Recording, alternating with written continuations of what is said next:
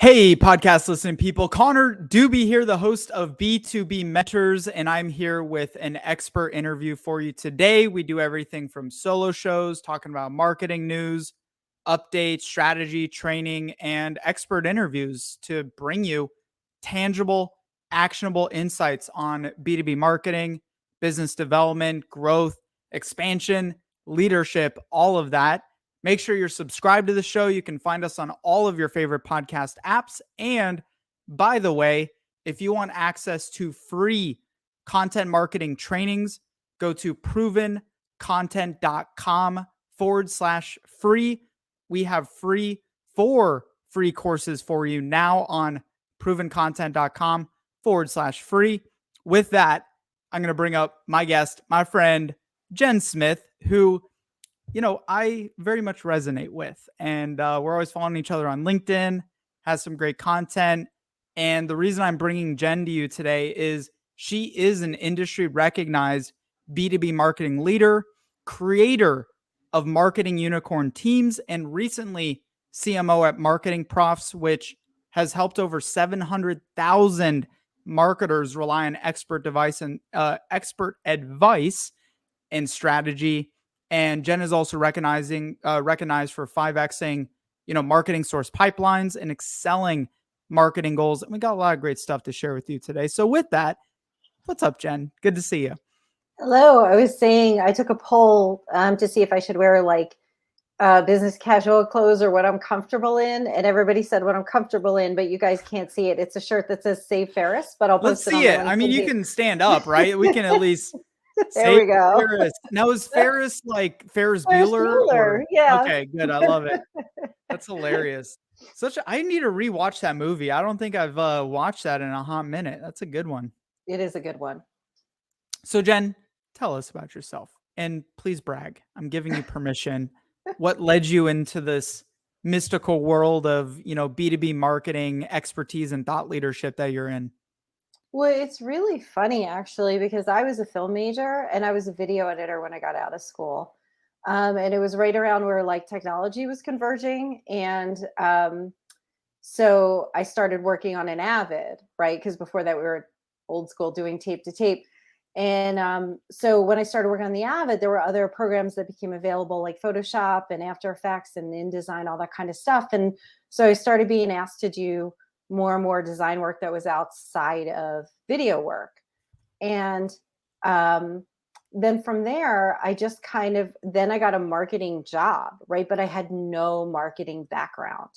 So I felt kind of like a fraud, as I know a lot of marketers do, because we don't tend to go to school for marketing. I think only 50% of us do.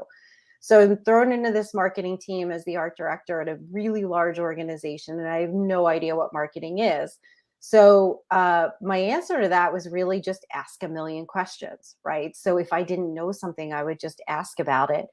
And what it really did was it showed me a lot of other things I was interested in, right? So from there, I got really interested in digital because web was, coming into being in a really big way in B2B.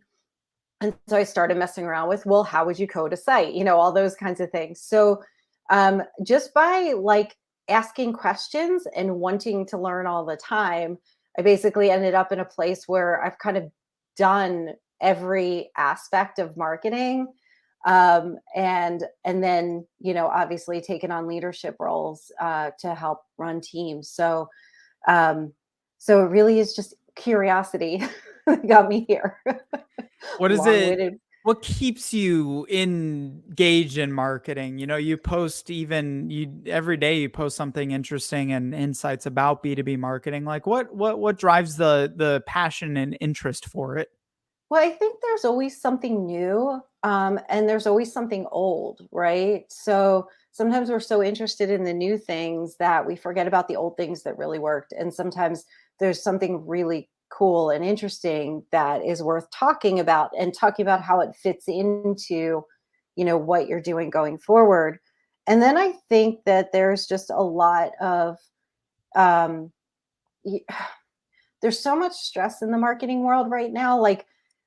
I started writing this article. I wrote a post about it, that marketers are the junk drawer of an organization, right? If somebody doesn't know where it fits, they just throw it at marketing. And so it makes marketing really stressed out. But it also like really shows kind of how marketers are seen in an organization as, people who can figure things out. So, one of my goals these days is to try to define what we should be doing and shouldn't be doing so that we get away from that junk drawer mentality, because that kills a lot of teams.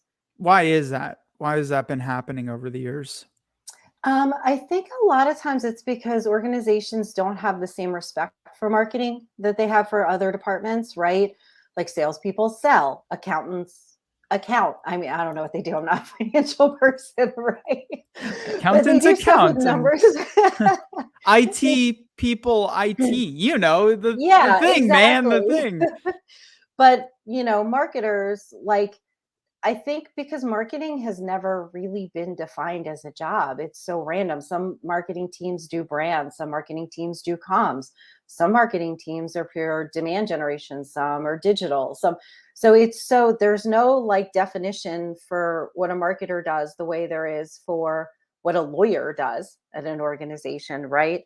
And then on top of it, a lot of organizations um, have kind of set marketing teams up to fail, and so they don't really see them as strategic.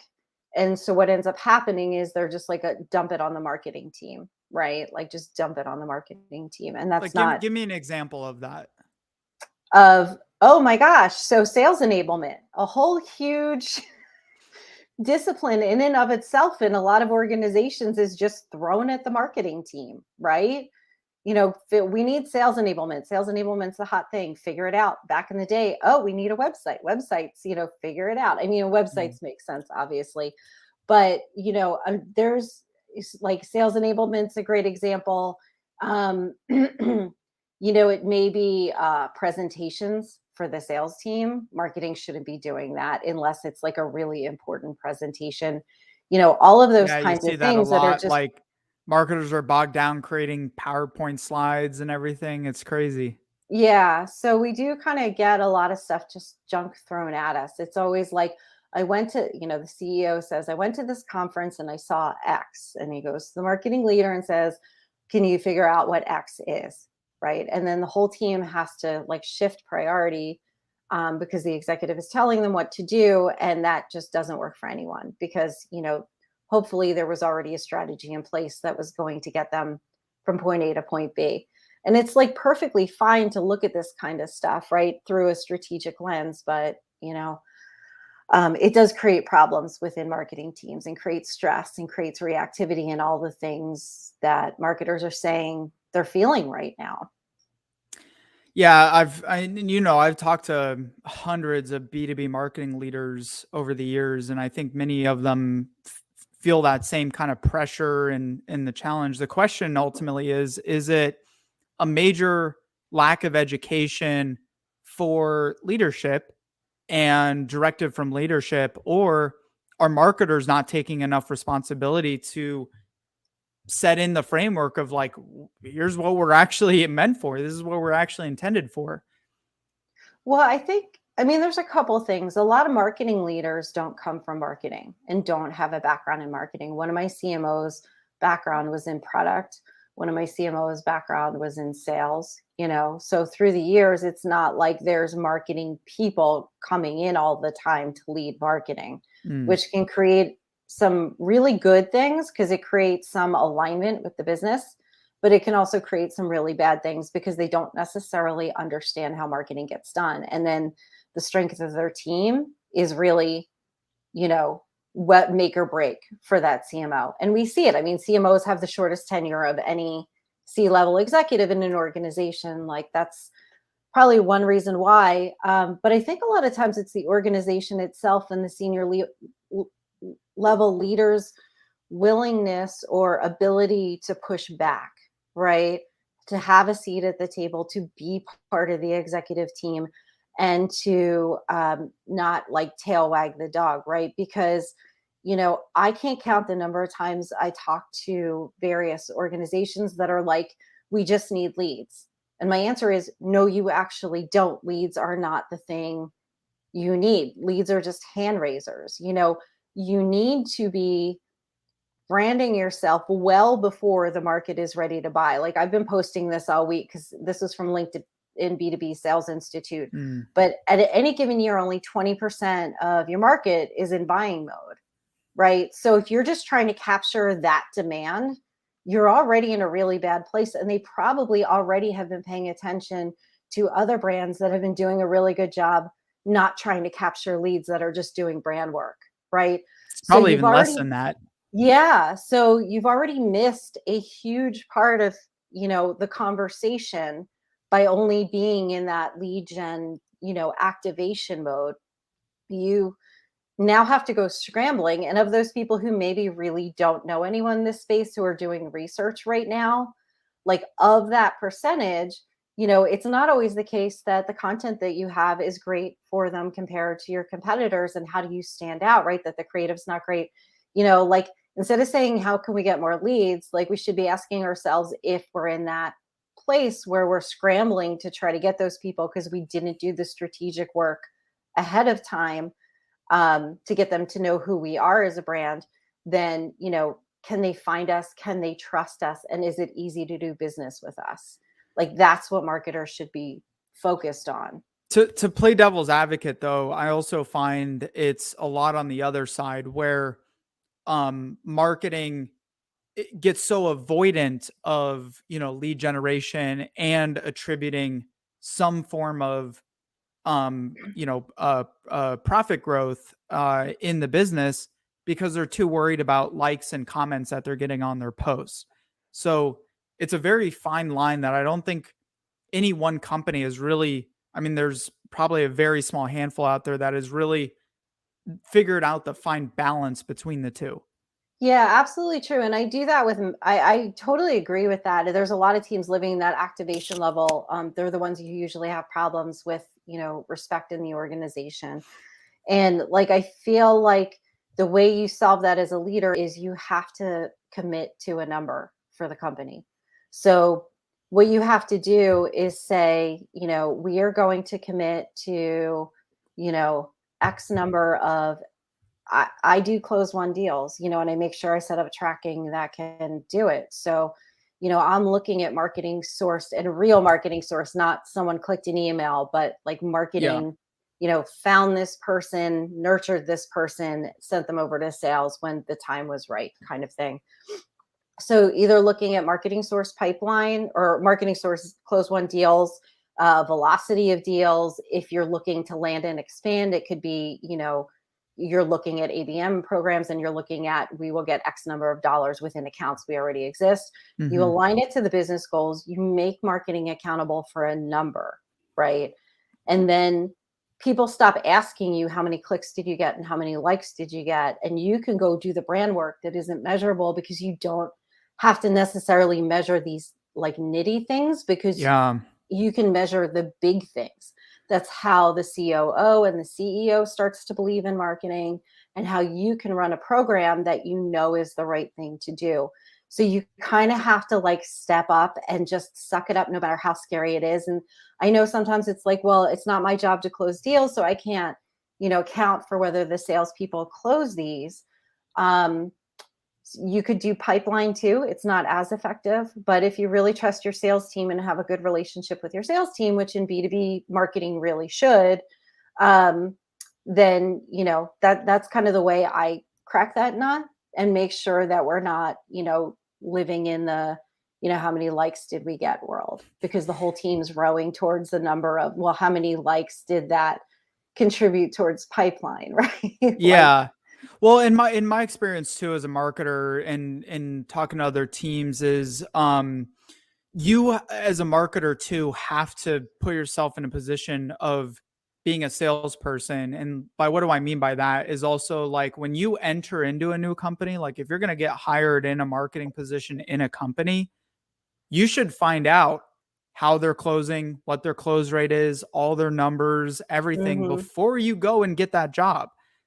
Because you're maybe looking for a career in marketing and something opens, and then you end up in this mess of a situation where leadership is expecting one thing, you're expecting one thing, sales is expecting a totally different thing, and it just doesn't work. Yeah, and I would argue go even further, like ask, not only close rates and pipeline and what they're looking to grow. I would like ask, you know, what their customer or what the objections are that the sales team hears, right? Yeah, So that you get, big and what one. their competition is. So you can go look at their competitors and see how either equal, far ahead, or behind they are in terms of their marketing, so you can see what a heavy lift you have to do to get to the place they need to be. So it's almost like do a positioning exercise when you're interviewing for a job, right? Like start to try to get to understand how their customers perceive them so you can understand how easy or hard your job's going to be. So I'll give you a good case scenario here that I'd like your feedback on. We have literally just had a call with a client earlier this morning, and we create content for their department, and leadership is like pressuring them, breathing down their throat of like every single little nitty gritty numbers in terms of views and like, all the details across their LinkedIn page and like everything. And they're struggling because like, first off, they've really only been active in content marketing for like 3 or 4 months. And, leadership is over here like, well, where are the sales? How are we attributing sales? What kind of advice would you give in that sort of scenario? So I think the first thing is whenever you're going to start a content marketing initiative, you need to have a conversation with the executive team to make them understand that this is a long-term play. And that, so the first thing I would have done is sort of prep them for the fact that do you have the stomach to wait 6 months or a year for this really to take off? You might see little odds and ends after 3 months, but content marketing, inbound marketing, all of those kinds of things, they take 6 months to a year to really start to work, and like really 2 years before they're like happily humming. It is Mhm. not a quick magic bullet to fix sales problems, although not a lot of marketing is. It's for a long-term play. Um, and so then aside from that, so if they haven't done that and then they're already in this situation, right, where they're saying, where's this, where's this, where's this, I would put together a presentation of like kind of what has already been done, but more importantly, maybe benchmark against what they can expect. Because typically when you get executives going, where is this? Where is this? Where is this? It's because they feel uncomfortable that they're spending a certain amount of money on something that they don't feel is working, which goes back to they don't really have like sort of faith or trust, I guess, in the Mm. team, right? So the Or way they you do, themselves just aren't or they educated don't on it enough. understand it. Yeah. I shouldn't say, yeah. So it could just be that they don't understand it, right? That they don't understand content marketing. So I would put together an explanation of like everything that the team is working on and how it's going, and also benchmarks. And if you can find stories of, people who took 6 months or a year to ramp up, and put some real, like I said, significant goals towards it, because that's going to make them feel better. Say right now what we're seeing is really good. These are leading indicators, right? So clicks, likes, all those kinds of things, they're leading indicators. And what we can expect in another 3 to 6 months is this. And we're going to commit to bringing into pipeline this within the next 6 months, because that should be a reasonable thing to do. So a lot of times it's just about communication and setting expectations. 100%. And you find uh it's it's um it's a disconnect, like it's tricky because I'm still trying to figure out a way of like I know marketers even that they just don't get it and don't connect the dots in terms of this world we live in of like dark social, for example, and people have to see you show up regularly, and then they may see you at a trade show, and they may see some of your content on LinkedIn, they meet with a salesperson, and then they see you to continue to show up, and then a year down the road they go and fill out a form on your website. Right. And, you know, everyone's buying habits are like that themselves, but they don't recognize that that process is too also happening in your own business, whether you recognize it or not. Right. I met you at a trade show, like I said, a year ago when I was talking about earlier, and I wasn't buying anything, but I Hmm. remembered you. And then I saw some stuff you did on social. I saw some ads you pushed past me because I'm your target audience. I still wasn't ready to buy. But now when I am ready to buy, I remembered you. You can't track that. you absolutely can't track that. So, it's another great question for people who are interviewing, right? Like the company's appetite for the willingness to do the things that need to be done that aren't trackable, because a lot of organizations anymore aren't. And it's, I honestly think, why we're seeing so many marketing teams in such states of like kind of chaos and panic, aside from COVID and all of the other things going on with the world, right? So, what are the steps? Like, if you had to develop a roadmap for a marketer to kind of understand, we talked in the beginning, like we got B2B marketing wrong. What are some of the roadmaps that like any marketer should really take on from your experience to get B2B marketing right? And for leadership also to get B2B marketing right? So I think the first thing you have to do is like sit down and ask a series of questions with either a big team, like lead a consulting session of cross functional people, or individually go out and interview various people across your organization. And the people you want to talk to are your sales team, the executives, product people, customer success people. You want to get to understand who your customers are and not demographics, because so many marketers are told, we sell to enterprise organizations 5,000 plus, that doesn't tell you anything about them, right? So you need to really get to know, like I said, from your salespeople, what the objections are, who your competitors are, really dig in and do that. Do an analysis of the competitors and what their positioning is. You need to talk to customer success and hear about the problems that they're having. You need to talk to product and understand why products were built a certain way and what the roadmap looks like, right? Because it's the only way you can really get to understand your customers. And honestly, if you have an organization with an appetite willing to do this, sit in on your weekly sales calls, if your sales team has a weekly or monthly call, and listen to what they're going through in their deals and where they're stalled, right? What stages they're getting stalled in, because that's going to tell you a lot about what content you need to produce. Mm. And then also, if you can, sit in on sales calls. Like sit in on actual sales calls where you can hear what the salesperson is up against and what questions the customer is asking. So like the first thing is you really have to get to know your customer, right? And then the second thing is, so once you do that and you go through and ask all these questions and really get to understand what's going on in your space and in the market and what the problems people are really dealing with are, then you can start to ask, the executives, if you don't already know, what are the business goals? And then you align the marketing goals to the business goals, not, clicks and likes, those are nice indicators, but what is the business trying to do? Is the business trying to drive net new business? Is the business trying to, land and expand? Is the business trying to, go deeper into one account? Those are all going to change your strategies for what you need to do as a marketer, right? What the business goals are. You set your marketing goals off of that, and then you start to roll out your plans and your content strategy. But until you do those things, if you just start at the, we need a content strategy, what do we have? What should we, what are we missing? You're never going to get there. You have to understand your customer more than anything else and what their experience looks like.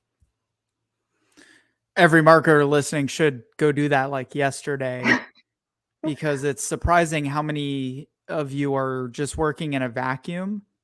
Yeah. And, not to say you're not doing some of the right things, but simply just like getting deeper, like this whole thing of sales and marketing alignment, like it's just go talk to your team, like go talk to your sales team and ask them questions, like ask your way to success is the key to almost anything, Yeah. personal Don't be growth, afraid to business growth, ask. like you got to. Yeah. And like, I mean, I've multiple companies I've kind of like just reached out to the chief salesperson and been like, hey, can you invite me to your weekly sales calls, or do you have regular sales calls? Can you make sure I'm on them? Like I just ask. The worst thing someone can say is no, and who cares, so at least you tried. Yeah. It's the most simple things sometimes that end up being the most complicated. Like, It's all, the most complicated things to me are always like the communication pieces, like uh-huh. connecting the dots. Like marketers are really, really good at what they do, like SEO and web stuff and digital content, social, like all of those things we're really, really good at. What we seem to be forgetting is how to connect the dots. So on that too, I mean, we're talking and talk to many people, paid ads, SEO, conferences, trade shows, traditional mail. There's a lot of channels out there.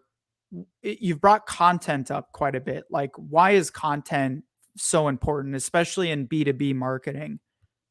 Well, content, I mean, if you have an organization where you can produce good content, because there is a lot of bad content out there.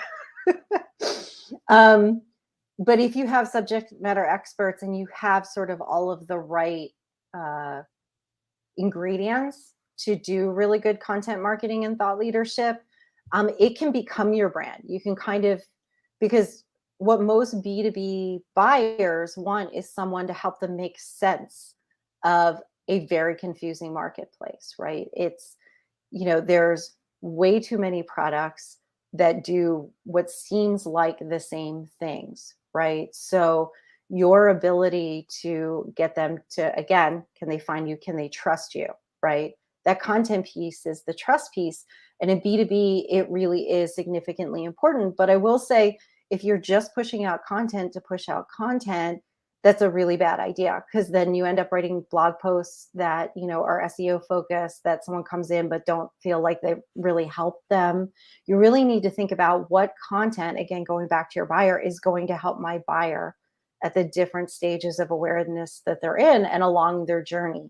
And if you can produce that, that is a competitive differentiator, brand building, and a way to win, in my Yeah, opinion. and even that I hear, oftentimes even from marketers, internal marketers, like, "Oh, our business doesn't work like that. Our buyers don't work like that." So, are there cases that there's businesses and industries that just shouldn't bother doing Oh content yeah, marketing today? lots of them. Like if you don't have like let's say you're in a really complex subject that you as a marketer can't possibly know, like capital markets, right? Like that's not your wheelhouse. You can't write about it. It's heavily regulated, right? You need Mm, subject matter experts. If your organization does not have is not willing to give you the subject matter experts time or think that that's of value, then you have to pivot and do other things. What you should mm. not be doing is writing bad content just to write content. So, ultimately, they still need content is what you're saying, but they shouldn't be doing it just to do it if they can't Yeah. get access to the right Well, there's other stuff. things you can do. You could do ads. You could spend more money at shows, right? You could try to get those SMEs to speak. Maybe they're willing to do that, right? Mhm. So But if again, you like do you, ads, you need content to create an well, ad, you like, do ads are content basically, right? you can do product ads. You could take a product led approach instead of a content led approach. Mhm. And that's really effective too, if you can figure out a way to take a product led approach, if you Yeah, can figure out your differentiators.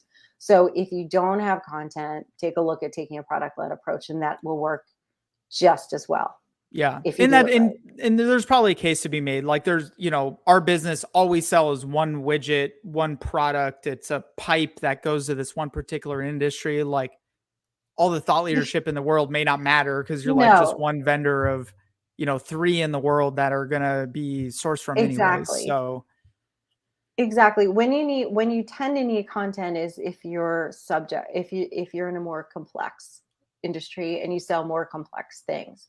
But mhm. you could still take a product led growth approach there. You could figure out a way to do that. Jen Smith, anything else actionable, takeaways, strategy you wanna share before we wind down here? Oh my gosh, are we already ugh. We're at the Um, 30-minute mark.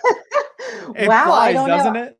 I would just say talk to everybody in your organization. Just get out there and meet people and talk to the different departments and really spend time like just sort of understanding the whole, cycle of what goes on at the organization so that I think it does a couple of things. I mean, I think it helps you feel more connected to your job and makes you feel less like you're in a silo. Um, and I think in the long run is just going to help you understand where marketing sits within the organization. So get out there and talk to people. That would be I my love it. advice. Best way people to find you, follow you, get into contact with you, see all your awesome content that you put out yourself. I mostly post it on LinkedIn. I don't really post that much on Twitter. So just find me and connect with me on LinkedIn. I will be happy to accept. And it's Jennifer Smith on LinkedIn, I think. I think it's Jennifer Smith 4. Isn't that Jennifer terrible that I Smith. don't Oh, know? your link? What's the forefront? What are you doing with Because that? there was already Jennifer Smith. Oh, well, you could put something in there like CMO Jennifer Smith I or set this up so long ago before social media was like, so it is okay. the Jennifer now Smith the 4. 4. Even though you're number 1 in my heart, you're Oh, that's Jennifer very Smith sweet. 4 4. in this Yes. case. So with that, guys, make sure you go give Jen a follow, connect with her. She has a lot of great stuff to say, to share. She's a true practitioner in her field. And, I'm excited to see, I know you're making some transitions here, excited to see kind of what direction you go here in the coming months or whenever that happens. It's going to be fun. Yeah, I'm sure it will. Jen, stick Thank around you for so one much. quick second here. Yep. Thank you. Appreciate you so much. And Thank I'm so you. glad we're able to get this together finally. I know we've been, talking about it for a while. Yeah. So thank you. So stick around for one quick second here while we wrap up. And for the rest of you, thank you for tuning in. I'm super grateful for you listening. Make sure you check out provencontent.com/free, provencontent.com/free. And I am giving you, got nothing to sell you, 4 free courses from neuromarketing, prospecting profiting big podcasting on LinkedIn, 29 B2B content mistakes that are costing you customers, and so much more. provencontent.com/free. Much love to you, my friends. Make it great, and I'll see you on the other side.